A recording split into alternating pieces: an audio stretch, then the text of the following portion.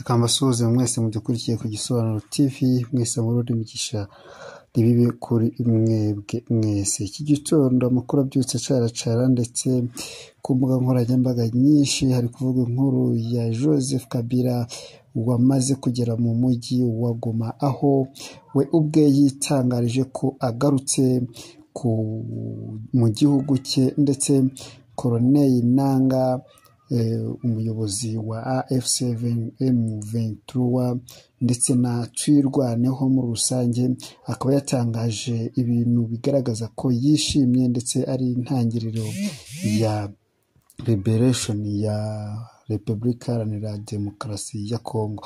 Abantu benshi bakomeje kwibaza ikibazo kigira kiti, ese uyu yaba ari Sawuli uhindutse Paulo, cyangwa se akazaba ari Paulo akazaba yari Paulo akahinduka Sawuli ageze muri M23, cyane ko afite byinshi asobanuye mu kwiyunga na AFC M23 ndetse na Twirwaneho mu byo barwanira mu gihugu cya Repubulika Iharanira Demokarasi ya Kongo. Imbere ya Kisekedi Kirombo, iyo ni inkuru cyabaye nziza cyane ko ari umuntu rwose wagumye kuvuga agaragaza ko Joseph Kabila ari umuterankunga ukomeye wa M23 ndetse na AFC muri rusange.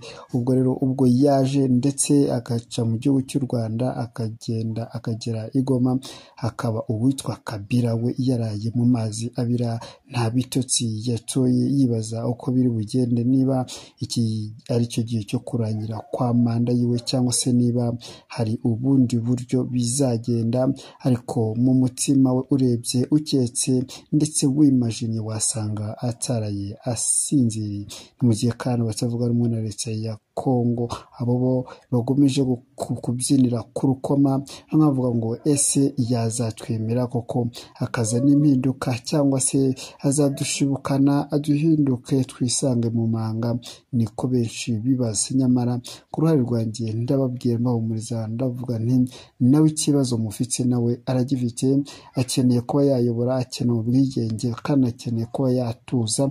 Ntabwo yagarukira uwamuhize, ahubwo yakifatanya n'abahiga umuhiga kugira ngo agere ku ntsinzi. Njye ndi Bonifresh kandi iyi ni Igisobanuro TV, ndabakunda cyane. Ushaka kudutera inkunga wakanda subscribe, ubundi twabona kubana mu biganiro bigiye bitandukanye, cyane cyane ko iyi n'isi y'impindura matwara. muri iyi minsi buri wese arashaka gufata imbunda arwanira aharanira ubwigenge bwe. Niyo mpamvu mubona hirya no hino hari intambara z'urudaca, Amerika, Uburusiya n'ibindi bihugu bikomeye bivuga ko biharanira amahoro, nyamara nabyo bifite icyo birwanira. Israel mwarayibonye, Korea ndetse n'ahandi henshi ku isi. Ni ku isi iteye muri iyi minsi. Ndabakunda cyane.